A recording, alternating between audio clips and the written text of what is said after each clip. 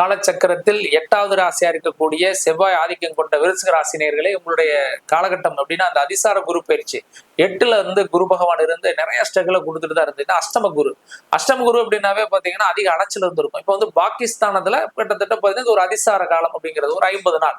இந்த 50 நாள்ல இந்த ஒரு மாசம், இந்த நவம்பர் மாசத்துல என்ன செய்யும் அப்படிங்கிறதா பொதுவாகவே பாத்தீங்கன்னா இந்த காலகட்டம் உங்களுடைய வேலை சார்ந்த விஷயங்கள்ல பொதுவா பாத்தீங்கன்னா இந்த 8ல இருந்தப்போ நிறைய ஸ்ட்ரகிள சந்திச்சிருப்பீங்களா? இந்த டைம்ல என்னன்னா ஒரு வாய்ப்புகள் வரும். ஆனா அந்த வாய்ப்பை நீங்க வந்து போன டைம் சரியில்லாம இருந்துச்சு, அப்ப அதே மாதிரிதான் இருக்கும்னு சொல்லிட்டு இந்த மாசத்தை கடந்துடாதீங்க. அப்ப இந்த காலகட்டத்தை புதிய வாய்ப்புகளை தேடி போறது, அல்லது வேலை மாற்றத்துக்கு ஏதாவது ஒரு அப்ளிகேஷன், நீங்க ஏதாவது ஒரு கம்பெனிக்கு வந்து இன்டர்வியூ அட்டெண்ட் பண்றது, அல்லது ஏதாவது வந்து நீங்க வந்து முயற்சிகள் எடுக்கிறது, இந்த டைம்ல ஒரு வண்டியோ வாகனமோ அல்லது வீட்டுல ஏதாவது சுபகாரியத்துக்கான முயற்சி எடுக்கு, இதெல்லாமே நீங்க தாராளமா எடுக்கலாம்.